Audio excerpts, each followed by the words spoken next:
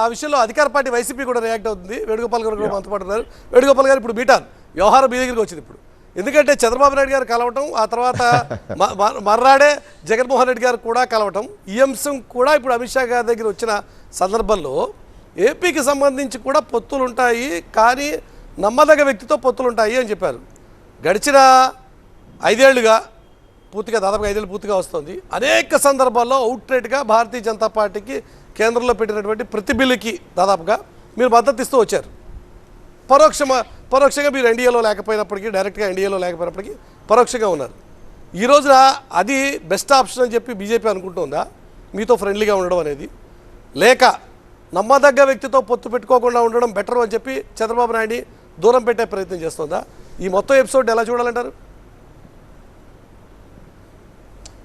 మురళి గారు నమస్కారం. నమస్తే. నమస్తే మీకు, అలాగే మిత్రులు రఘురామ్ గారికి, బొలిశెట్టి గారికి చాలా కాలం అయింది, అలాగే ప్రేక్షక లోకానికి అందరికీ కూడా.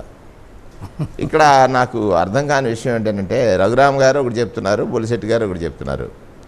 పొత్తు కోసం వెళ్ళింది చంద్రబాబు నాయుడు గారు, పొత్తు జరిగిపోయిందని మా బొలిశెట్టి గారు అంటున్నారు. దాని మీద ఇంకా క్లారిటీ రావాల్సి ఉంది, మా హైకమాండ్ ఏది చెప్తే అది చేస్తామనేమో రఘురామ్ గారు అంటున్నారు. భారతీయ జనతా పార్టీ చేయాల్సినటువంటి ప్రకటన మరి మా బొలిశెట్టి గారు చేశారేమనేటువంటిది నా భావన. రెండోది ఏంటంటే, నమ్మదగిన వ్యక్తులతో మాత్రమే పొత్తులు ఉంటాయి అనేటువంటిది. ఎస్, ఇక్కడ చిన్న ఇంటరప్షన్, 2 పాయింట్స్ ఉన్నాయి ఇక్కడ. ఒకటి, ఎన్డీఏలోకి పార్టీలు వస్తుంటాయి పోతుంటాయి, అక్కడ స్టేట్కి తగ్గట్టు అనేటువంటి ఒక మాట కూడా వాడారు. ఫర్ ఎగ్జాంపుల్ ఆర్ఎల్డీకి సంబంధించిన నితీష్ లాంటి వాళ్ళ వ్యవహారాలు, ఇలాంటి విషయాలు పరోక్షంగా ప్రస్తావించారు. ఇప్పుడు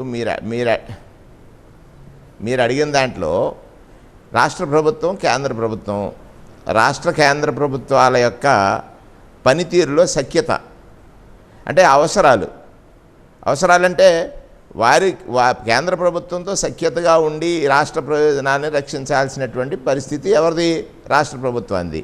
రాష్ట్ర ప్రభుత్వం హెడ్గా ముఖ్యమంత్రి గారు, కేంద్రంలో ఉన్నటువంటి అమిత్ షా గారు అవ్వచ్చు, లేకపోతే నిర్మలా సీతారామన్ గారు అవ్వచ్చు, లేకపోతే ప్రధానమంత్రి గారు నరేంద్ర మోడీ గారు అవ్వచ్చు. మేము ఎప్పుడు కూడా కేంద్ర ప్రభుత్వంతో విభేదం అని అంటే సఖ్యత, విభేదం అనే దానికంటే ప్రజా ప్రయోజనాలే ముఖ్యంగా చూసాం. ఇక్కడ సఖ్యత, విభేదం అనే దానికంటే ప్రజా ప్రయోజనాల అవసరాలు, ప్రజల యొక్క అవసరాలు నేను కంప్లీట్ చేస్తాను. అది వైడర్ స్పెక్ట్రంలో దాని పొలిటికల్ గా కాకుండా అమిత్ షా గారు ఆ మాట అనడానికి నేను ఏమనుకున్నానంటే, మురళి గారు, అమిత్ షా గారు నమ్మదగిన వ్యక్తులు అన్నప్పుడు నాకు ఒక ప్రెస్ కటింగ్ ఉంది. అమిత్ షాపై దాడి, ఆయన పాపం తిరుపతి కొండకు వచ్చినప్పుడు అమిత్ షా గారి మీద దాడి జరిపించారు. ఎవరు?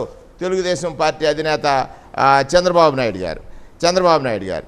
అలాగే యూటర్న్ బాబు అని చెప్పి ఆయన 99లోనేమో బీజేపీతో ఎన్నికల పోటీకి వెళ్ళారు, 2004లో విడిపోయారు, 2009లో మళ్ళా ఒకసారి మా జనసేన మన ఎవరు 2009 వస్తులోకి వేరే టర్న్ తీసుకున్నారు, 14లో మళ్ళీ పొత్తుకు వెళ్ళారు, 18లో బీజేపీని అతి ఘోరంగా మాట్లాడినటువంటి వ్యక్తులే ఎవరు?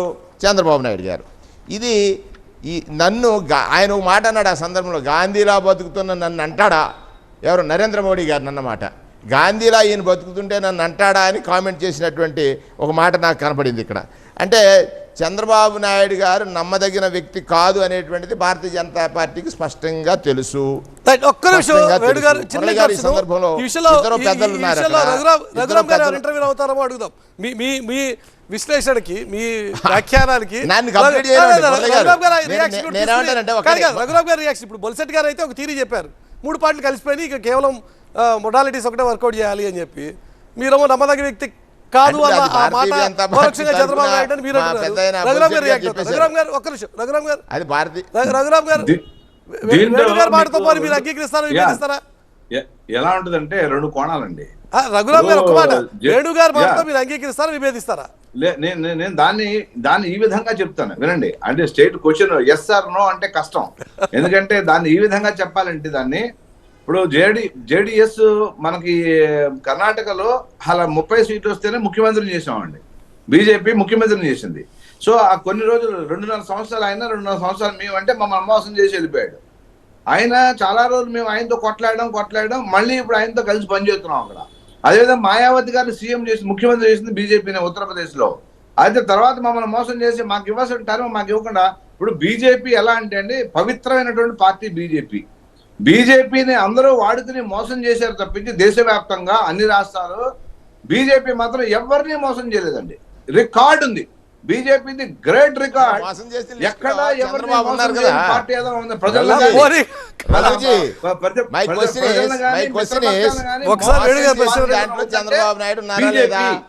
ఇదిగో ఆయన చూడండి, రఘు గారు వారు చూడండి, వీణకు ప్రతి లేదు అని ఒకసారి రాహుల్ గాంధీ గారి కండవ ఎలా చెప్పారు, ఎవరు? చంద్రబాబు నాయుడు గారు. అంటే మరి మోసం చేసినట్లే కదా. సిద్ధాంతపరమైనటువంటి ఆలోచన కానీ సిద్ధాంతపరంగా నడవటం రాజకీయాల్లో ప్రధానమైనటువంటి లక్షణం అనేటువంటిది ప్రజలు కోరుకుంటున్నటువంటిది, ప్రజలు ఆశిస్తున్నటువంటిది. దాన్ని వదిలేసినటువంటి వ్యక్తి చంద్రబాబు నాయుడు. తన అవసరాల కోసం వచ్చేసి ప్రజల్ని, తన అవసరాల కోసం వచ్చి, తన అధికారం కోసం వచ్చి, కేవలం తన కొడుకును ముఖ్యమంత్రి చేయాలని ఏకైక లక్ష్యంతో వచ్చి, మన ఆ ఆశయానికి విరుద్ధం కదా. మీరు భారతీయ జనతా పార్టీకి ఒక ఆశయం ఉంది. మురళి గారు ఈ సందర్భంలో నాకు 2 నిమిషాలు ఇవ్వండి. నాకు చెప్పండి. కాంగ్రెస్ పార్టీ ఒక ఆశయంతో ఏర్పడింది. అందులో ఆశ ఎక్కువైన వాళ్ళు వచ్చేసారు. వచ్చేసిన తర్వాత ఆశ పెరిగిపోయిన తర్వాత ఆశయం పోయింది. అలాగే అదే సందర్భంలో నేను చెప్తాను, ఎన్టీ రామారావు గారు 82లో పార్టీ పెట్టినప్పుడు ఆయన ఒక ఆశయంతో వచ్చాడు. పేదవాడి పొట్ట చూద్దాం, 2 రూపాయలు కేజీ బియ్యం ఇద్దాం, 50 రూపాయలకి హార్స్ పవర్ విద్యుత్ ఇద్దాం, మద్యపాన నిషేధం చేద్దాం. అందులో ఆశపరుడు వచ్చాడు చంద్రబాబు నాయుడు గారు. అందులో ఆశపరుడు వచ్చినటువంటి చంద్రబాబు నాయుడు గారు ఆశ పెరిగిపోయి అత్యాశకు చేరిపోయి ఏం చేశాడు, తన కొడుకును ముఖ్యమంత్రి చేయడం కోసం ఈ అనైతిక రాజకీయాలకి దారితీశాడు. మూడో ఆయన మా పెద్దలు చిరంజీవి గారు, ఆయన ఒక ఆశయంతో వచ్చారు. ఏమిటి, కాపుల్ని ముఖ్యమంత్రిగా చూడాలనేటువంటి కాపుల కాంక్షను తీరుస్తానని చెప్పి ఆయనకు కూడా చిన్న ఆశ కలిగింది. ఏమిటి ఆశ? ఆ సందర్భంలో కాంగ్రెస్ పార్టీ ఒక వేరేసింది, ఏమని మీకు రాజ్యసభ కేంద్ర మంత్రి, మళ్ళీ అక్కడ ఆ ఆశయం పోయింది.